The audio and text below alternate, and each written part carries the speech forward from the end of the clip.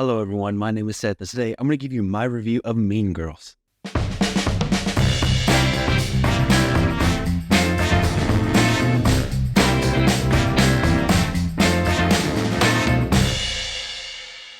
So I saw the first Mean Girls in its entirety for the first time last year, and I know that might sound a little shocking to some of you, but I did see bits and pieces and like chunks of the movie, just never like all of it together. And I was definitely aware of some of the jokes and things like that because they've just been ingrained in pop culture so much. And it's definitely a solid comedy. Like there's a reason why, like I said, there's so many jokes that just everybody knows just from being in pop culture.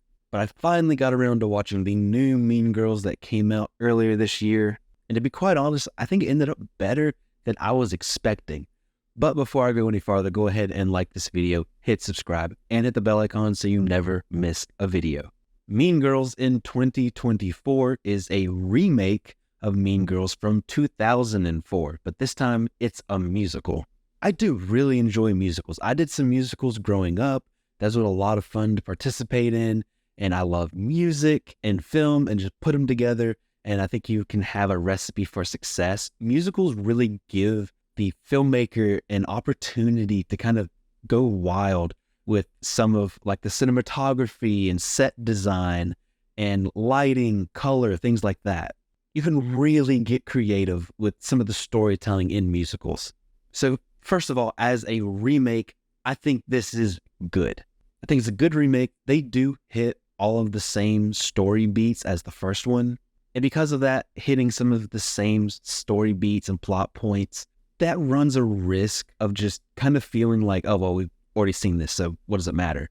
But I think they do a good job here of changing it up enough to make this worth it. And I think the musical side of this definitely does a lot of heavy lifting in that department. I will say I do like how they kind of modernized the story here. They definitely utilized social media and kind of some like TikTok stuff. And I know there's probably a lot of people who don't like some of the TikTok stuff, but I think the way they used it here really worked. And I feel like it just helped tell this story in kind of a 2024 mindset. But like I said, I think the musical elements really help separate it from the original. And I think this is honestly the best way to do a remake of Mean Girls, especially with the success of Mean Girls on Broadway. And of course, a musical will not work if the songs are not good. And I am happy to report here, for the most part, I think the songs are good here. I think the songs are a lot of fun. I don't love all the songs, but I don't necessarily think any of the songs were bad either. I think maybe one of my biggest complaints about some of the songs in this is that they all kind of have the same vibe. And so sometimes that makes it a little bit difficult for each individual song to kind of stand out from the rest. But I do think that the songs are fun and they have a lot of energy. And in this film, I love any song with Renee Rapp. I think her songs are some of the best in this film. I'll get to the acting performance side of this in a little bit, but Renee Rapp is so good. She has such an incredible voice. And these songs really get to highlight that. I think my favorite song out of the whole film is World Burn, which is one of Regina George's songs. And Renee Rapp is from North Carolina, so that's always a plus. I mean, she was from about an hour away from where I'm from. I also really like the songs that feature Auli'i Cravalho. She does a great job, and she has a really good voice as well. It was fun getting to see her do some songs that are very different than what she did with Moana. And I would say the song Revenge Party is probably my favorite that features her. One thing I will say, I think it's maybe a little bit odd that some of the best songs or some of my favorite songs didn't come from the main character. Angourie Rice did a good job in this role. She did a good job singing, but it's just, her songs were just pretty good. I really like the dance choreography all throughout this film, and they did what I want to see from musicals. And they got creative with the cinematography, especially during the musical part. And they got creative with the sets and their uses of lighting and color. I think that's probably why World Burn and Revenge Party stand out to me. Not only are they good and catchy songs, but they definitely have some really interesting filmmaking to go along with it. And especially during some of these musical parts, I love how they use the camera. They are weaving it in and out through people. They navigate through crowds of people. and things like that is just really cool. You could tell that took a lot of blocking and a lot of practice. With them having some of this fun cinematography in the film, it just kind of adds another layer.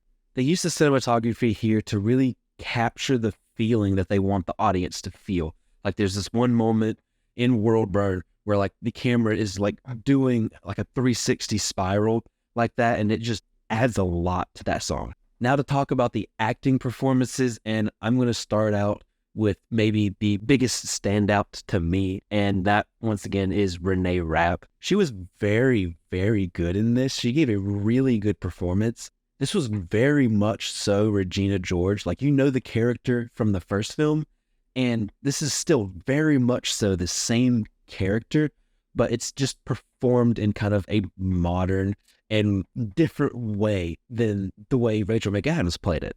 I feel like in a lot of the first Mean Girls, Rachel McAdams kind of played like a, funny, mean kind of character with Regina George. But sometimes in this film, Renee Rapp was just like mean. And I really appreciated that. And I'm interested to see where she goes forward in her acting career. Like I said, it was a really good performance, and that was the biggest standout for me. And Angourie Rice did a good job here as well.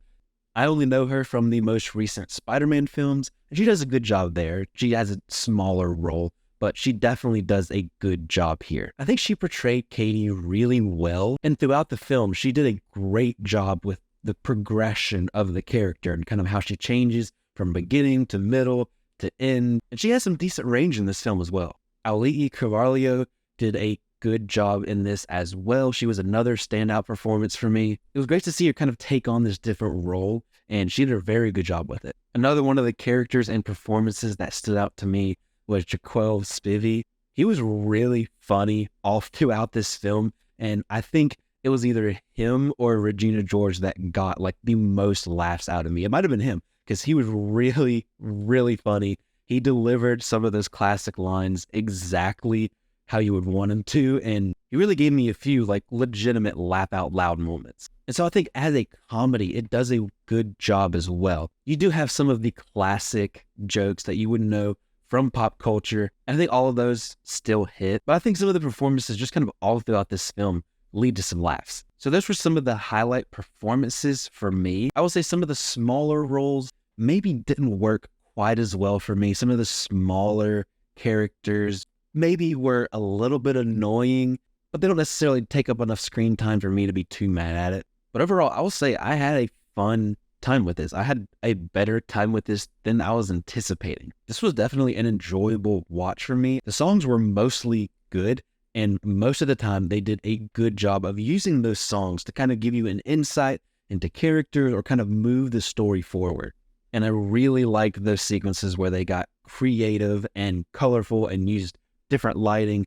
That's exactly what I want to see from a musical. And for me, the biggest standout performance-wise in this is Renee Rapp, both vocally and acting-wise. She gave such a fun performance of Regina George. It's different than Rachel McAdams, but it's still really good.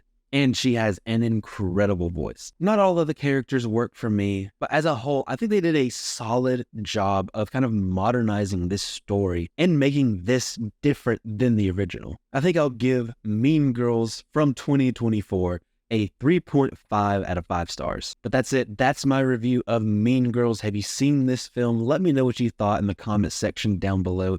Do you think it is worth the remake? Did you enjoy this as much, maybe more, maybe less than the original? Let me know in the comment section down below. Don't forget to like this video, hit subscribe, and hit the bell icon so you never miss a video. Thank you so much for watching. I really appreciate it. You can follow me on social media, pretty much anywhere, at CinemaSeth, and I'll see you next time.